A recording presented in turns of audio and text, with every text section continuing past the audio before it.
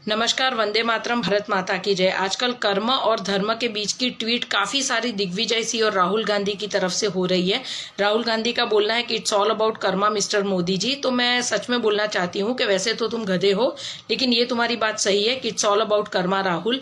अगर कर्मों की अगर बात करें तो मैं ये बोलना चाहती हूँ कि एक प्रधानमंत्री की जो गरिमा होती है वो पूरे वर्ल्ड के लिए एक एग्जाम्पल होती है। और तुम्हारा बाप प्रधानमंत्री होने के नाते इटली जाकर अगर कचरा ही उठाकर लाया तो वो उसके कर्मों का नतीजा ही है। तुम जैसी निकम्मी औलादे पैदा करना जिसकी वैल्यू आज 50 साल के बाद भी शून्य है, तो वो भी उसके खराब कर्मों के नतीजे ही है।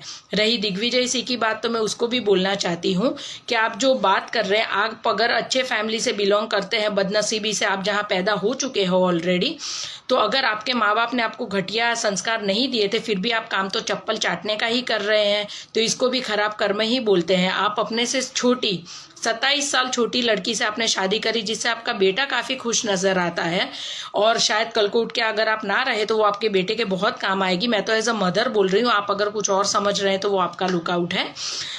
खराब कर्मों की अगर बात करें तो एसपीजी सुरक्षा इतने सालों से महारानी बनी बैठी थी, जो आज भिखारी बन गई है कांग्रेस की अध्यक्षा, जिसकी एसपीजी सुरक्षा भी हटा ली गई है, उसको खराब कर्म बोलते हैं राहुल। तेरी बहन जिसको लात मार के तेरे चोर जीजा जी को घर से बाहर निकाला गया, उसको खराब कर्म बोलते हैं राहुल गांधी। आज 50 साल का होने के बावजूद तू खुद अपनी जगह नहीं बना पाया और तू शून्य है।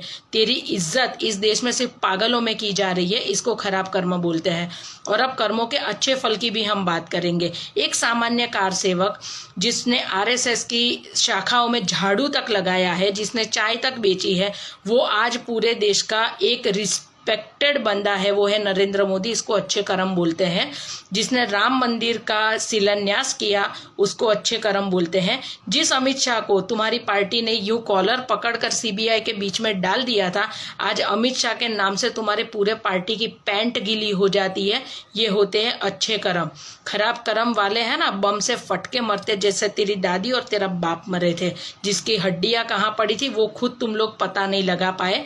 खैर, सिखों का जो नरसंहार किया था उसका हिसाब तो भगवान को लेना ही था। इसी वजह से तेरी दादी और तेरे बाप को ऐसी मौत मिली थी।